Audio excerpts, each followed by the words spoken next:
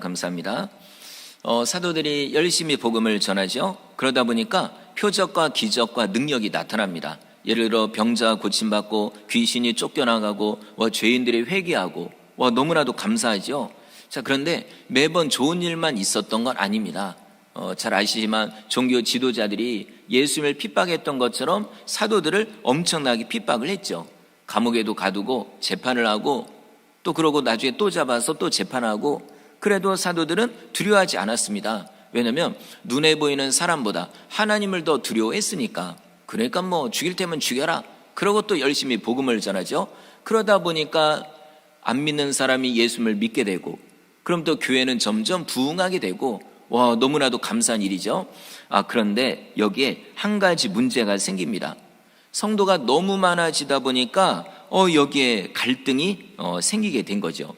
자, 어떤 문제인지 1절 중간을 보니까 이렇게 되어 있습니다.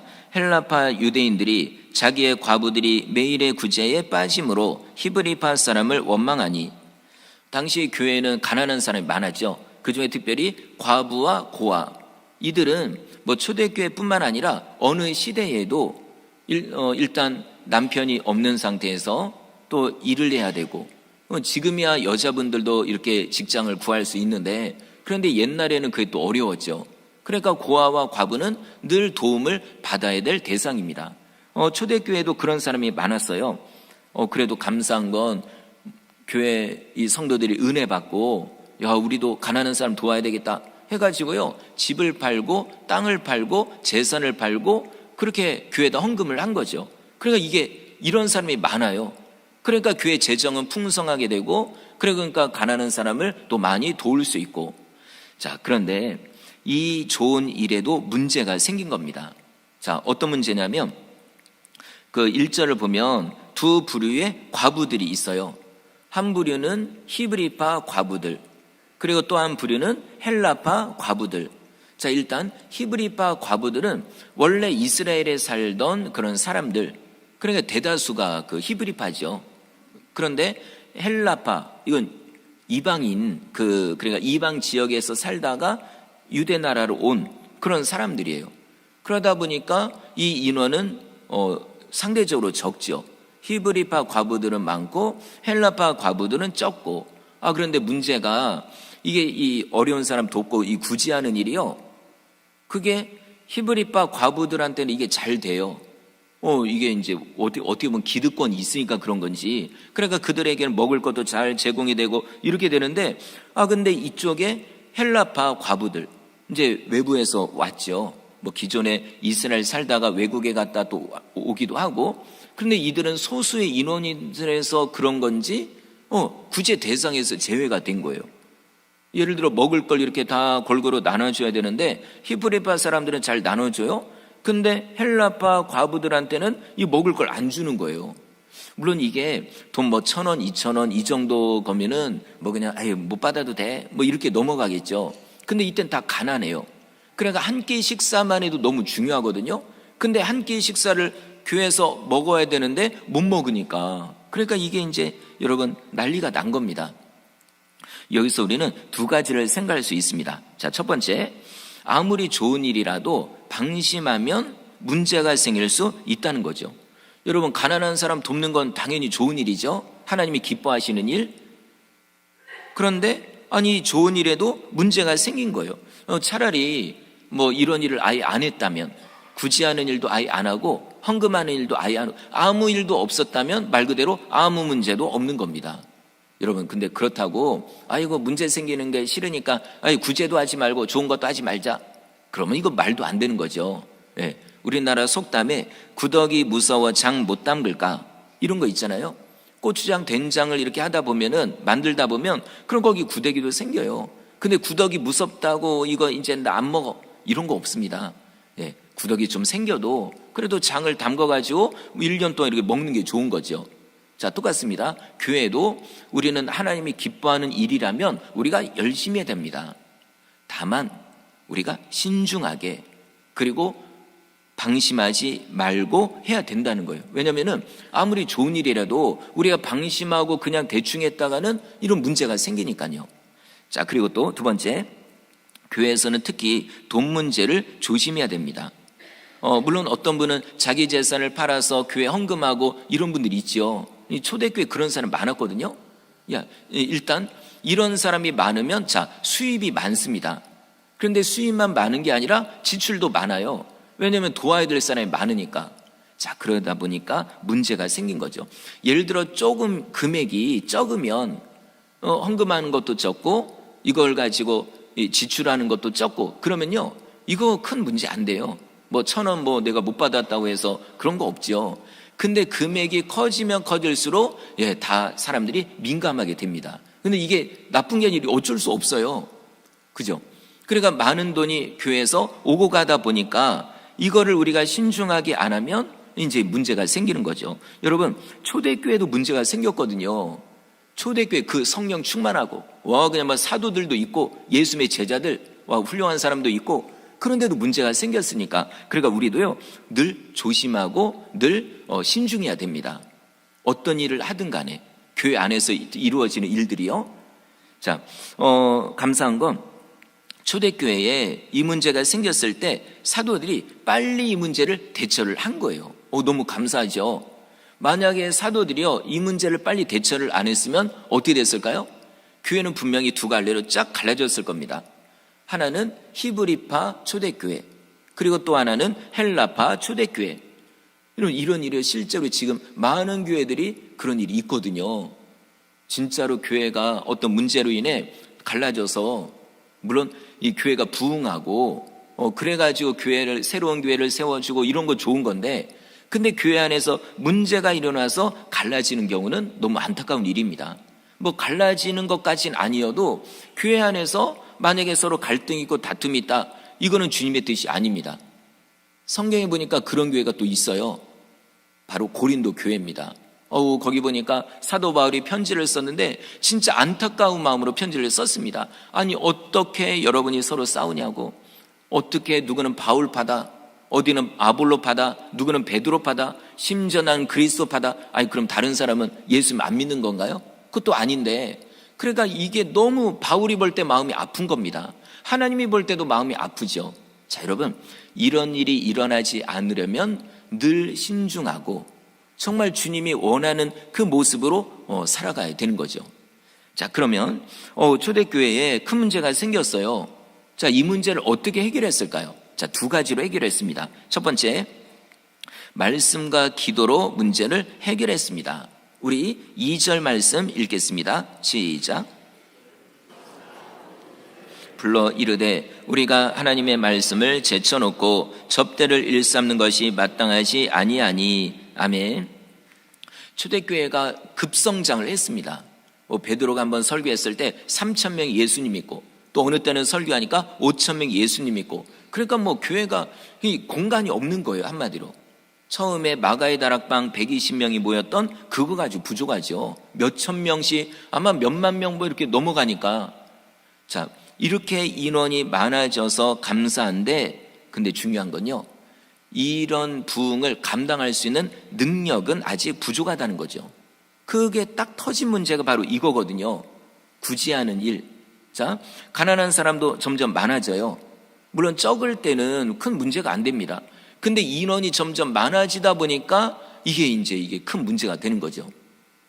한번 그때 말씀드렸는데, 저도 그때가 이제 전도사 때 그랬는데, 그 교회에서 어떤 일을 했냐면은 어려운 어르신들 이렇게 돈을 나눠드렸어요. 이제 일단 교회 오시면은 그럼 식사도 대접하고, 그리고 용돈으로 그때 5,000원인가 다른 교회보다 많이 줬거든요. 그러다 보니까 이 소문이 얼마나 빨리 퍼지는지, 정말 처음에 한 분, 두 분 이렇게 오시다 나중에는요 300명이 넘더라고요. 여러분 이게 장난 아닙니다. 그러니까 이 꽉 찬 그 인원이 이렇게 오는데요.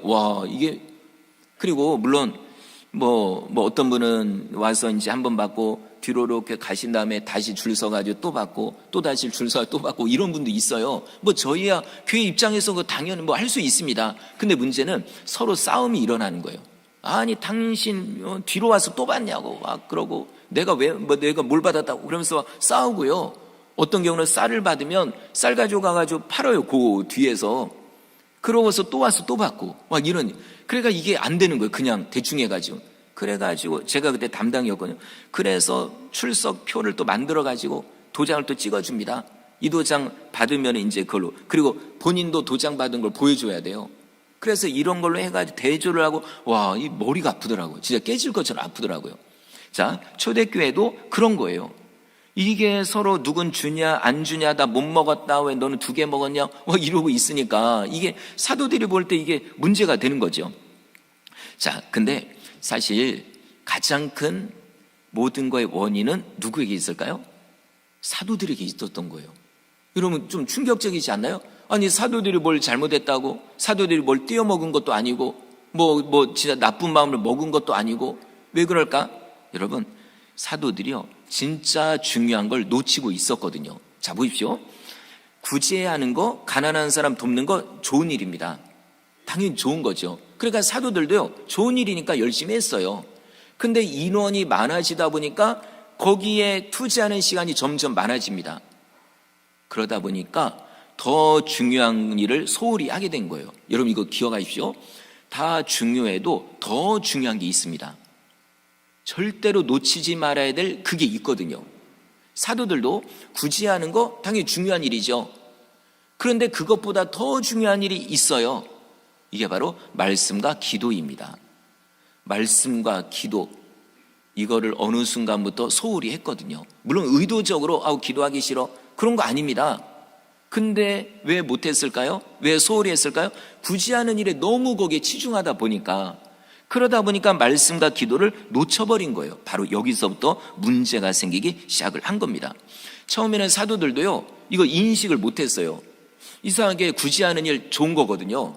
그래서 열심히 하는데 이상하다, 좋은 일인데 왜 마음이 불편할까? 여러분, 영적인 사람은 느끼거든요. 좋은 일인데 왜 불편할까? 심지어 예배 드리는데 왜 마음이 불편할까? 심지어 기도하는데 왜 불편할까? 봉사하는데 왜 불편할까? 여러분, 뭔가 이유가 있어요. 사도들도 이게 어느 순간부터 느끼는 거죠. 왜 불편할까? 왜 좋은 일인데 왜 그럴까? 알고 보니까 기도와 말씀 시간을 소홀히 했거든요. 말씀과 기도, 예를 들어 하루에 2시간을 해야 된다. 근데 구제하는 일에 너무 많다 보니까, 치중하다 보니까 2시간이 점점 줄어든 거죠.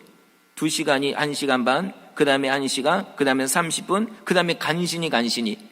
예를 들자면 그렇다는 겁니다. 실제로 그랬는지 모르겠지만 어쨌든 중요한 건 기도와 말씀 시간이 줄어든 거예요. 바로 그때부터 문제가 생긴 겁니다. 그래서요 나중에 깨닫고서 이렇게 말합니다. 2절 뒷부분인데요, 우리가 하나님의 말씀을 제쳐놓고 접대를 일삼는 것이 마땅하지 아니하니. 드디어 깨달은 거죠. 여러분, 접대라는 건 손님 접대하고 이런 음식 대접, 어떤 특별하게 접대하는 이게 아니라, 여기 보니까 구제하고 섬기는 것, 다른 번역에 보니까 음식을 나누어 주는 일, 이렇게 돼 있어요. 그러니까 고아와 과부, 가난한 사람을 나누어 주는 거, 이거 좋은 일이죠.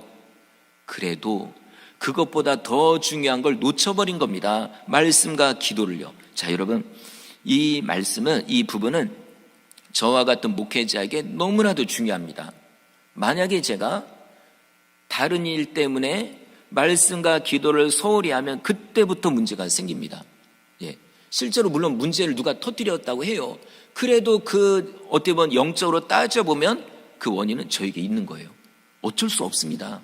제가 모든 거에 책임이 있는 거죠. 만약에 제가 그런 거예요. 목회를 하다 보면 일이 많아요. 예를 들어 신방하는 것도 있고, 그 다음에 또 이제 교회 어떤 행사나 이런 거를 준비하고, 어느 땐 제가 직접 이렇게 진행을 하기도 하고, 그리고 또 교회 건물이나 이런 부분도 이렇게 돌아볼 때도 있고 그러거든요. 근데 만약에 이런 일 때문에 제가 기도하는 일과 말씀 전하는 일을 소홀히 하게 되면 그때부터 문제가 생깁니다. 여러분, 사도들도 그런 거예요. 말씀을 전하는 거, 그러니까 성도들에게 말씀 전하고 말씀을 가르치고, 또 교회 밖에서는 복음을 전하고 전도하고, 그리고 또 시간을 내서 기도하고, 이게 중요하거든요. 근데 이거를 소홀히 하면서 다른 걸 하다 보니까 그때부터 문제가 생긴 거죠. 여러분, 사실 목사님들도 기도가 중요하다는 건 누군 다 알아요. 일반 성도님들도 다 아는데요, 목사님들도 알죠.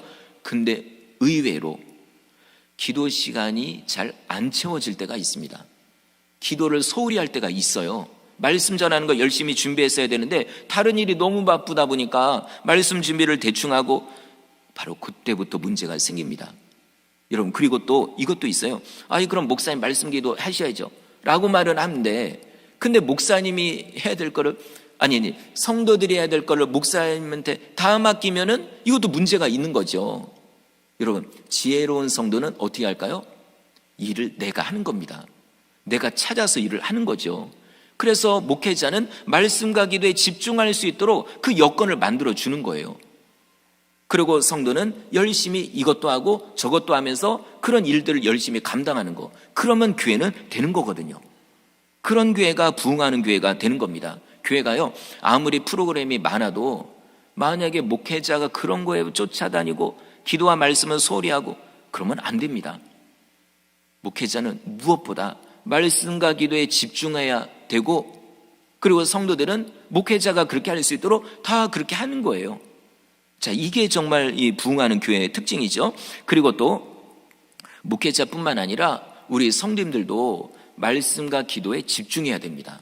이거 뭐 나중에 다음에도 말씀드리겠지만 말씀과 기도는 목사님만 하는 거고 성도들은 말씀 기도 뭐 대충 해도 되고, 아닙니다. 여러분, 손양원 목사님 아시잖아요. 우리나라 기독교 역사상 사실 가장 훌륭하다고 할 수 있는 그 몇 분 중에 한 분이잖아요. 손양원 목사님이 그 바쁜 와중에 나병 환자 돌보고 이렇게 얼마나 힘들어요. 그러던 중에도요, 새벽마다 일어나서 기도하고 이거를 소홀히 하지 않았다는 거죠. 정말로 열심히 말씀 준비하고 열심히 설교하고 그리고 꾸준하게 기도하고. 근데요, 손양원 목사님만 그런 게 아니라 나병 환자들까지도 새벽 기도를 했다는 겁니다.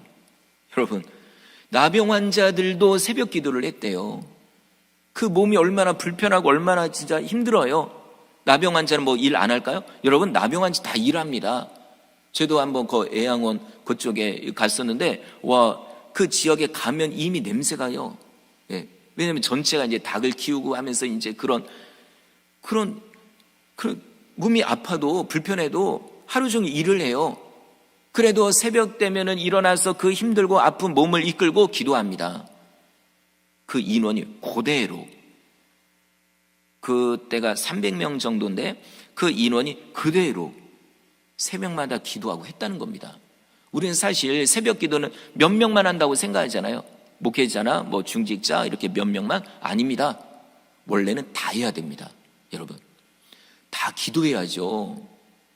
그죠? 기도는 누가 하고 누구는 안 하고 이런 거 없습니다. 나중에 내가 하나님 앞에 섰을 때 일일이 이렇게 다 결산을 하잖아요. 너 기도 생활 어떻게 했냐? 하나님, 왜 제가 기도해야 되나요? 기도는 목사님이 하는 거 아닌가요? 장로님만 하는 거 아닌가요? 여러분, 이건 말이 안 됩니다. 그건 말도 안 되는 겁니다. 기도는 당연히 본인도 해야죠. 물론 목회자가 다른 분들이 우리 성도님들을 위해서 중보기도 합니다. 그래도 본인 기도해야죠. 본인도 기도해야 하나님의 뜻을 알 수 있고 하는 거죠. 여러분, 우리 기도해야 됩니다. 절대로 소수의 몇 명만 기도하는 게 아니라 모두가 기도해야 돼요. 어떤 일을 하기 전에, 이게 교회 일이 됐던 가정 일이 됐던 사업이 됐던 직장이 됐던 어떤 일이라도 먼저 기도하고 그리고 날마다 성경을 읽어야 됩니다. 그래야 하나님의 뜻을 알지 않나요? 우리 기도한다고 해서 하나님이 귀에다 대고 야, 오늘은 이렇게 해라 이런 적 있나요? 물론 가끔 그런 체험도 하죠. 그런데 여러분, 하나님의 뜻을 알려면 성경을 읽어야죠. 만약에 일주일을 살면서 나 일주일 동안 성경 한번 보지도 않았다, 뭐 인터넷으로 설교 한번 듣지도 않았다, 그럼 여러분 기적입니다. 마치 무엇과 같냐면 우리는 날마다 밥을 먹어야 되잖아요. 그래 몸에 힘이 있죠. 근데 일주일 동안 밥 한 끼 안 먹고 건강하게, 이거하고 똑같은, 이 기적이죠. 여러분, 말씀은 생명의 양식입니다. 말씀을 봐야 하나님의 뜻을 알 수 있거든요. 근데 우리가 성경도 안 읽고 그 다음에 기도도 안 하고, 자, 기도를 해야 하나님의 뜻을 알 수 있거든요. 특별히 교회 일은 우리가 기도해야 하나님의 뜻을 알고 그 뜻대로 우리가 순종할 수 있습니다.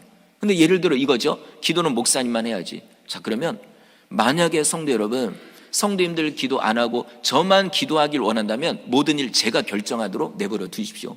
그죠? 왜냐면 제가 기도하니까. 근데 이거 주님의 뜻이 아닙니다.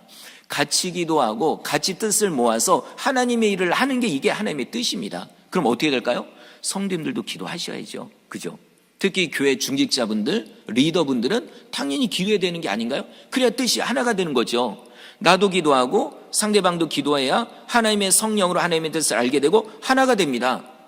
근데 누군 기도하고 누군 기도 안 하면 자꾸만 마찰이 생기는 겁니다. 여러분, 이거 너무 단순하지 않나요? 그죠? 이 원리는 너무 단순합니다. 그래서 여러분, 기도해야 됩니다.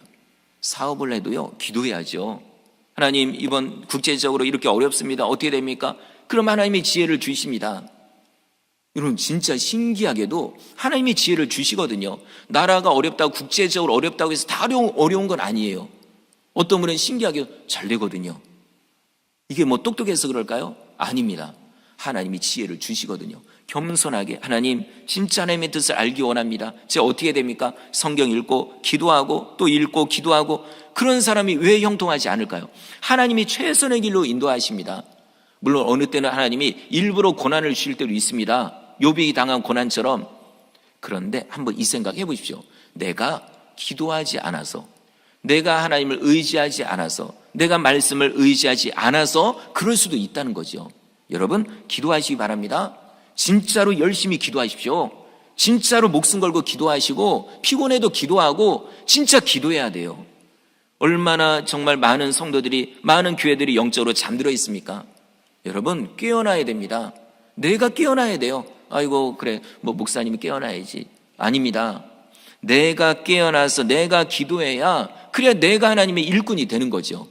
일꾼에 대한 내용이 이제 바로 뒤에 나옵니다. 자, 큰 두 번째, 어떻게 이 문제를 해결했을까? 바로 좋은 일꾼을 세워서 문제를 해결했다는 사실입니다. 우리 3절 읽겠습니다. 시작. 지혜가 충만하여 칭찬받는 사람 7을 택하라. 우리가 이 일을 그들에게 맡기고. 아멘. 사도들은 이 문제를 어떻게 해결해야 되는지 알았습니다. 말씀과 기도구나. 야, 우리가 소홀해서 그렇구나. 맞아요. 본인들 책임입니다. 목회자 책임입니다. 그래서 말씀과 기도에 이제는 집중하려고 하는데, 그러면 문제가 또 생기죠. 그럼 굳이 하는 일은 어떻게 해요? 굳이 하는 일은 그럼 하지 말까요? 아닙니다. 굳이 하는 일 당연히 해야 돼요. 열심히 해야 되고 더 많이 해야 됩니다. 그런데 어떻게 해요? 사도들은 말씀과 기도에 이제는 집중하기로 했는데, 그래서 세운 방안이 일꾼을 세우는 거죠. 굳이 하는 일을 전담할 수 있는 일꾼을 세우는 것. 그들에게 그거는 딱 맡겨버리고 사도들은 말씀과 기도에 집중하는 겁니다. 3절과 4절이 그런 내용입니다. 7명의 일꾼을 세워서 그들에게 굳이 하는 일을 맡기고 우리는 오로지 기도하는 일과 말씀 사역에 힘쓰자, 이겁니다. 여러분, 이게 정답입니다. 잘 되는 교회, 부흥하는 교회의 특징은 일단 목회자는 말씀과 기도에 집중하는 거예요. 진짜 이게 제일 중요합니다. 아무리 강조해도 부족함이 없는 말씀을 준비해서 가르치고 설교하고 또 복음을 전하고 그리고 또 기도하고, 이게 가장 중요해요. 모세도 사실 사도들도 이제 처음이니까 그러니까 잘 몰랐던 거죠. 그래도 빨리 깨달으니까 감사한 거죠. 근데 옛날에 모세도 그랬어요. 똑같아요. 모세도요, 애굽에서 백성들 이끌고 나왔습니다. 엄청난 일이죠. 근데 광야 40년을 이제 딱 막상 딱 생활을 하는데 너무 힘든 거예요. 뭐가 힘드냐면 200만 명이니까 자꾸만 서로 간에 문제가 생기죠. 자, 누가 왔어요. 모세님, 이렇게 문제가 생겼습니다. 저는 억울합니다. 이걸 해결해 주세요. 그래서 모세가 또 기도하고 이렇게 해서 보니까 당신 잘못되고 당신이 옳은 거라고 딱 끝났어요. 근데 이게 한 명인가요? 이게 한 건밖에 없을까요?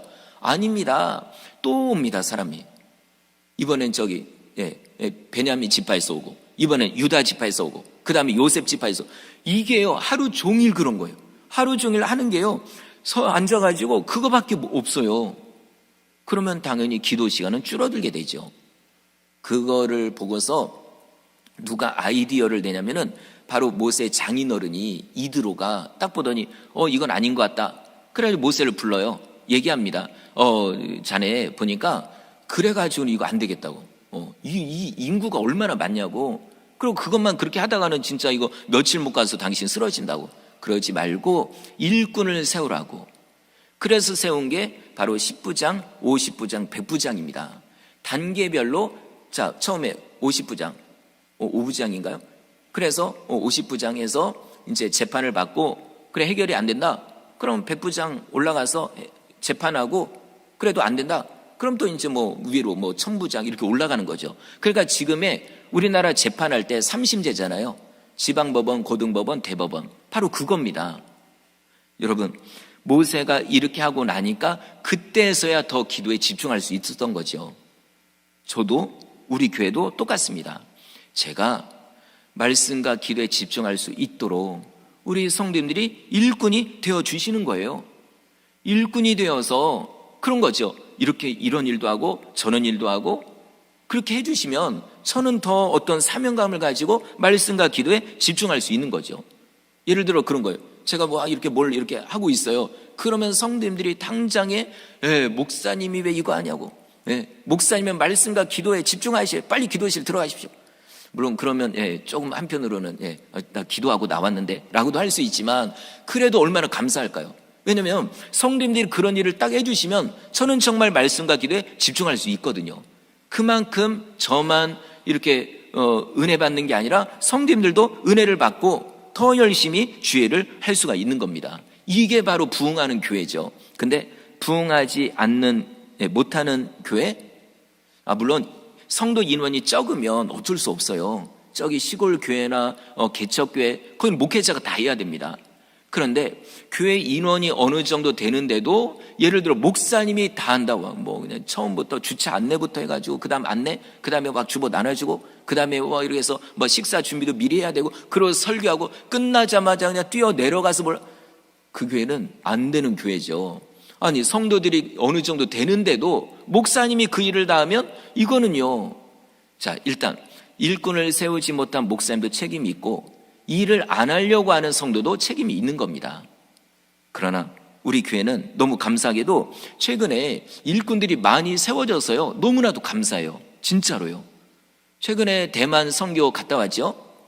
이번에도요. 제가 한 일 처음에 비행기표 끊는 거, 왜냐면 우리가 단체로 가는 거 이게 이제 또 처음이었으니까 그거 말고는요. 사실 큰 제가 한 게 없어요.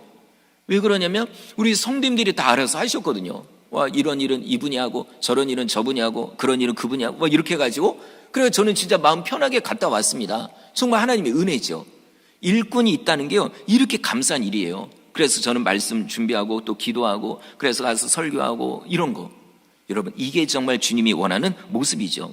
자, 초대교회 보니까 이렇게 사도들도 있고 제자들도 있어요. 그런데 굳이 하는 일을 위해서 특별한 일꾼이 필요합니다.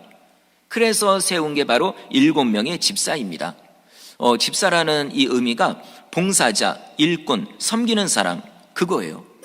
특별히 초대교회에서는 일이 종류가 많진 않아요. 지금이야 일이 많죠, 종류가. 근데 옛날에는 달랑 하나입니다. 일단 구제하는 일, 바로 구제하는 일을 위해서 7명의 집사를 세운 겁니다. 너무 감사하죠. 그런데 일꾼도 사실 제자들이 너무 많잖아요. 12명 그들은 사도들이라고 이제 명칭을 하는 거고 다른 제자들도 엄청나게 많아요.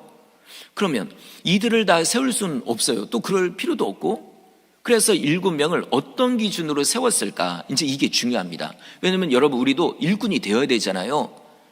교회를 오래 다녀도 그냥 가만히 예배만 드리고 이것보다 우리가 일꾼이 되어야 됩니다. 그러면 어떤 기준으로 일꾼들을 세웠을까? 자, 3가지입니다. 요 3가지를 말씀드리고 마칠게요. 자, 첫 번째, 성령 충만한 사람이 집사가 될 수 있습니다. 3절 앞부분에 이렇게 돼 있죠. 형제들아 너희 가운데서 성령과 지혜가 충만하여.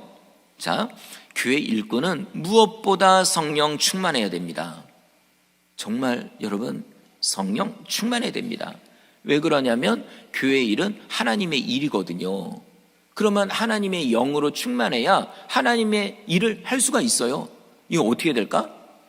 하나님의 영의 인도를 받아야 그래야 지혜를 얻고 그래야 하나님의 일을 열심히 할 수 있는 거죠.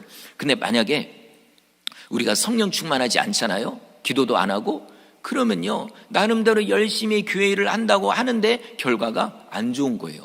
예. 자꾸만 거기서 어떻게 보면 좋은 일인데도 문제가 생기고, 그게 오늘 일어났던 그거거든요. 사도들이 말씀 기도를 소홀히 하니까 당연히 성령 충만도 점점 그것도 약해지게 되고, 그러니까 문제가 발생을 한 것처럼 똑같아요. 자, 우리도, 저도 당연히 목회자니까 저도 성령 충만해야 되고요, 우리 성도님들도 성령 충만해야 됩니다. 그래야 하나님의 뜻을 우리가 알고 순종을 할 수가 있는 거죠. 그 다음 두 번째, 지혜가 충만한 사람이 집사가 될 수 있습니다. 다시 3절 중간에 보니까 이렇게 돼 있죠. 지혜가 충만하여. 그렇다고 이게 머리가 똑똑한 사람이 그럼 일꾼이 되나? 그 얘기가 아닙니다. 여기서 지혜가 충만하다는 건요, 한마디로 말해서 일을 잘한다 이겁니다.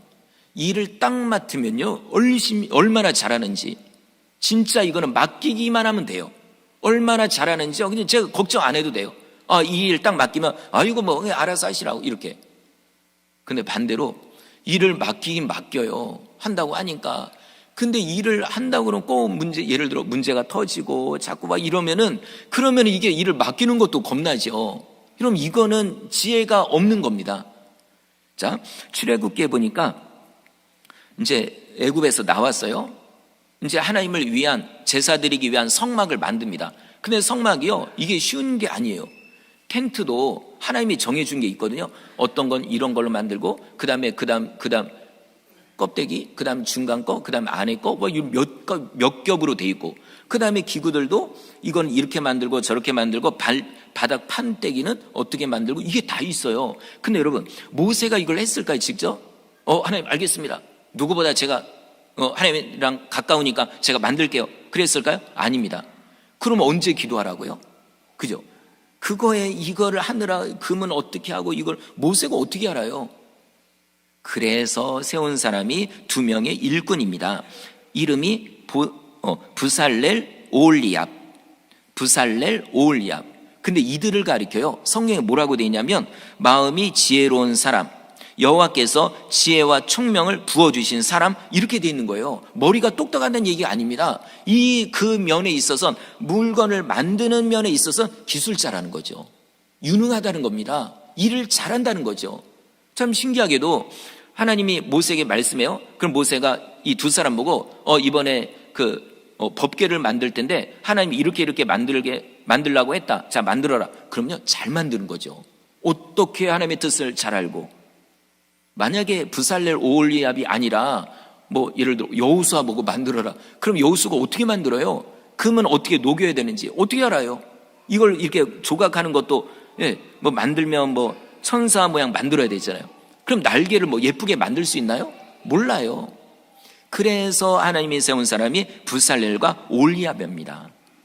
하나님의 영으로 충만, 그 다음에 지혜로 충만, 이 면에 있어서는 기술자, 유능하고 아주 잘 만들고, 그래서 이들이 딱 만들어 놓은 거예요. 얼마나 감사합니까?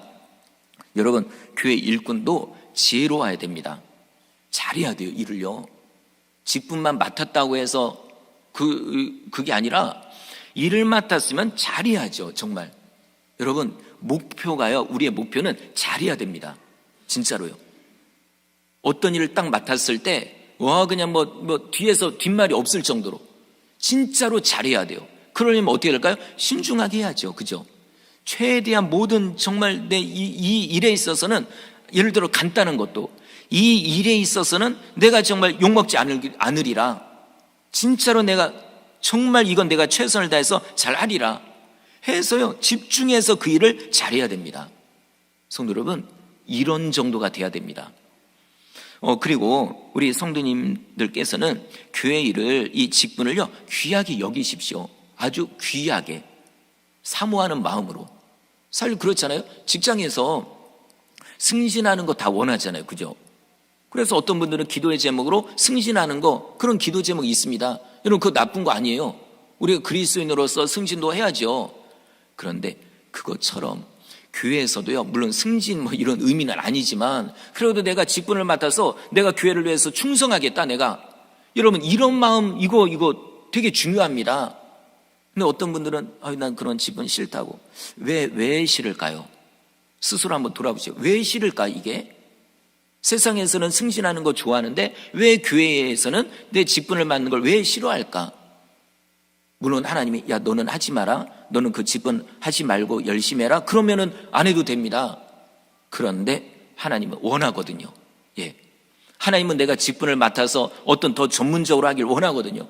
근데 내가 부담된다고 안 하는 거, 이건 불순종입니다. 이거 한번 우리 돌아볼 필요가 있어요. 나는 과연 세상에서 승진하는 것보다 교회에서 내가 사명을, 내가 직분을 받아서 충성하는 걸 너는 더 기뻐하는가? 자, 여러분, 직분을 잘 감당한 사람은 엄청난 축복을 받습니다. 디모데전서 3장 13절입니다. 집사의 직분을 잘한 자들은 아름다운 지위와 그래서 예수 안에 있는 믿음의 큰 담력을 얻느니라. 아멘. 집사의 직분, 집사뿐만 아니라 교회에서 맡겨진 직분을 열심히 감당하는 사람은 엄청난 지위를, 아름다운 지위를 얻는데요. 세상적으로 출세하는 이런 의미가 아닙니다. 하나님께 칭찬받고 하나님께 상급받는다는, 이게 얼마나 귀한 거예요. 어차피 우리는 나중에 죽은 다음에 가야 되잖아요. 일단 천국 가는 게 무엇보다 중요하고, 천국 가서도 여러분 하나님께 칭찬받는 게 좋지요. 그죠? 더 많은 칭찬받는 게 좋지요. 여러분, 이런 목적을 우리도 가져야 된다는 겁니다. 그 다음에 세 번째, 어떤 사람을 집사로 세웠냐면 칭찬 듣는 사람을 집사로 세웠습니다. 3절 중간에 나오죠. 칭찬받는 사람 7을 택하라. 자, 교회 일은 하나님의 일입니다. 당연히.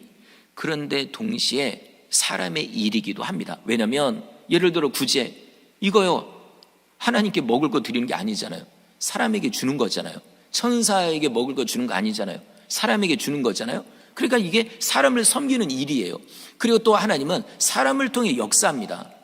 하나님의 일이지만, 자, 그래서 우리는요, 하나님께만 인정받아야 될 게 아니라 사람에게도 인정받아야 됩니다. 이거요, 진짜로 중요합니다. 성도 여러분, 예수를 믿는 자로서 예를 들어 직장 다녀요. 직장에서도 윗사람에게 인정받아야 돼요. 동료들, 밑에 사람에게도 인정받아야 됩니다. 그래야 우리가 교회 가자 그럴 때 따라오지요. 그리고 내가 어떤 교회에 어떤 일이 있어요. 그러면은 사장님, 제가 어떤 교회 일이 있는데 이렇게 제가 뭐 이번에 주말에 저는 출근을 못할 것 같습니다. 그러면 사장님이 어떻게 반응할까요? 만약 이 사람이 열심히 그 직장에서 충성한 사람이었으면요, 인정받은 사람이면 사장님이 괜찮다고, 그래 뭐 이번뿐만 아니라 앞으로 일요일마다 교회 가라고 아마 이렇게 할 거예요. 왜냐면 인정받았으니까. 근데 만약에 우리가 인정을 못 받은 거예요. 그 상태에서 뭐 일요일날 일하라고 하는데 사장님, 제가 일요일날 교회 가야 되는데요 라고 하면은, 이래서 내가 기독교를 싫어한다고 막 이렇게 나올 거 아니에요. 그죠? 그러면 안 됩니다. 우리는 진짜 어떤 교회 일이 됐던 아니면은 내가 회사, 직장, 세상 일이 됐던 인정받아야 됩니다. 하나님을 믿는 사람으로서 더 인정받아야죠. 여러분, 요셉이 그랬습니다. 요셉이 하나님께 인정받았어요. 그러니까 신령한 꿈도 꾸게 되고 어쨌든 하나님의 선택받은 거죠. 근데 그걸로 끝이 아닙니다. 요셉은 집에서 아버지에게 인정받았습니다. 그러니까 그 많은 형들이 10명이 있어도요, 아빠가 그 중요한 일은요, 형들한테 안 맡겨요. 맨 막내 11번째 요셉에게 맡기는 거죠. 인정받은 거예요. 여러분, 우리 가정에서 인정받아야 됩니다. 근데 교회는 다니는데 가족에게 인정 못 받으면 이건 문제가 있는 겁니다. 그리고 또 요셉은 보디발의 집으로 노예로 끌려갔어요. 근데 거기서도 인정받았어요. 그 보통 집이 아니라 엄청난 그 집 안에 왕에 관련된 죄수들을 가두는 감옥이 있을 정도니까. 그냥 집이 아니에요. 근데 거기 가가지고 요셉이 인정받습니다. 가정 총무가 돼요. 날고 뛰는, 우리로 말하면 서울대 나오고 박사학위, 유학까지 다니고 수많은 사람들 중에서도 그들을 누르고 1등이 된 거예요. 이 정도로 여러분 어떻게 해서 이렇게 인정받았을까? 그죠? 우리 그렇게 해야 됩니다. 그리고 또 억울하게 감옥에 들어갔어요. 간수장에게 인정받아서 감옥을 모든 일을 다 맡겨버려요. 이건 더 신기하죠? 아니, 어떻게 죄수에게 감옥에 관련된 일을 다 맡깁니까? 말도 안 되죠. 근데 말도 안 되는 그 일이 일어나잖아요. 여러분, 우리 인정받아야 됩니다. 아무리 환경이 다들 안 된다, 못 된다, 할 수 없다 해도요, 우리는 할 수 있도록 우리가 해야 돼요. 우리 진짜 불가능을 가능케 만드는 그 능력이 있잖아요. 왜냐하면 우리는 하나님을 믿으니까. 여러분, 이렇게 해야 됩니다. 진짜로요. 나중에는 요셉이 애굽 나라의 국무총리가 되는 겁니다. 왕도요 하는 얘기가, 야, 너희들 내 말 당연히 듣지만은 내가 세운 요셉의 말 무조건 들으라고. 요셉의 허락 없이 넌 아무것도 못한다고, 너네는. 여러분, 이 정도까지. 그냥 국무총리가 된 게 아니거든요. 기도만 많이 했다고 국무총리가 된 게 아닙니다. 서서히 인정받다가 국무총리가 된 거거든요. 그리고 또 누가 있죠? 다니엘이 그랬습니다. 왕들이 바뀌어도 다니엘은 안 바뀌어요. 나라가 바뀌어도 다른 신하들은 다 숙청을 당해서 죽임을 당해도 이 다니엘은 오히려 더 높은 자리로 차지하게 되는 거죠. 심지어 그 악한 느부갓네살 왕에게 인정받았으니까. 자, 성도 여러분, 혹시 직장에 위에 사람이 진짜 말도 안 되게 여러분을 괴롭히나요? 이런 악덕, 이런 뭐 사장님, 뭐 악덕, 뭐 이런 뭐 위에 상사가 있나요? 여러분, 그 사람에게 인정받아 보십시오. 예. 이게 진짜 정신 나간 사람 아니면은 내가 진짜 최선을 다하면 인정받습니다. 여러분, 한번 그걸 생각해 보세요. 다른 동료들은 아우 저런 사장님 정말 난 여기 이거 못 다녀 막 이렇게 얘기해도요, 여러분은 인정받으십시오. 그런 사람에게 인정받아야, 그래야 진짜 하나님이 더 크게 쓰는 거죠. 이게요, 세상적으로 이런 게 아니고 뭐 뇌물을 줘서 인정받, 이거 아닙니다. 성실하게 신실하게 하나님을 섬기듯 그렇게 하면요, 왜 안 될까요? 될 수밖에 없습니다. 남들 안 된다고 해도 될 수밖에 없어요. 이게 진짜 하나님이 원하는 모습이죠. 교회 일꾼도 똑같습니다. 인정받아야 돼요. 그래서 이 사람이 인정받고, 목회자에게 인정받고, 다른 성도에게 인정받고, 그런 사람이 일꾼이 되면 되는 거죠. 자, 이상으로 이렇게 집사가 되기 위한 세 가지 조건을 딱 걸고 여기에 맞는 사람을 7명을 세웠습니다. 그 명단이 5절에 나와요. 5절 읽어볼까요? 시작.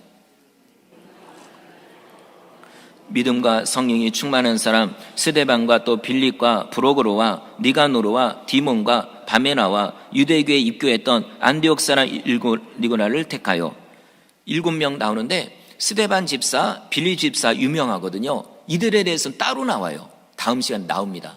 요거는 이제 그때 가서 말씀드리고, 자, 이렇게 해서 7명을 세우고 사도들은 말씀과 기도에 집중합니다. 그랬더니요, 교회가 회복되기 시작하는 거예요. 우리 마지막으로 7절 읽겠습니다. 시작. 말씀이 점점 왕성하여 예루살렘에 있는 제자의 수가 더 심히 많아지고 허다한 제사장의 무리도 이 도에 복종하니라. 아멘. 말씀을 회복하니까 말씀이 능력이 되어 교회를 세워갑니다. 이게 말씀이 이렇게 중요하죠. 제자의 수가 점점 많아지고, 심지어 제사장들, 기독교를 살려 가장 핍박했던 무리 중에 한 부류들, 이들까지 말씀 앞에 굴복하고 예수님을 믿게 된 겁니다. 자, 말씀을 마치겠습니다. 여러분, 저도 그렇지만 우리 성도님들도요, 말씀과 기도에 집중하십시오. 다른 거는 못해도요, 진짜 말씀과 기도에 집중하십시오. 무슨 일이 있어도 나는 진짜 말씀, 기도, 난 여기 소리하지 않겠다 해야 되고요. 그리고 교회 일꾼이 되시기를 바랍니다. 지금도 많은 일꾼이 계시지만 더 많은 일꾼이 필요합니다. 왜냐하면 우리가 해야 될 일이 많거든요. 그래서 우리 교회 일꾼들도 많아지고, 그리고 교회가 점점 부흥하여 이런 하나님의 또 사명을 열심히 감당하는 교회가 되기를 주의 이름으로 축원합니다.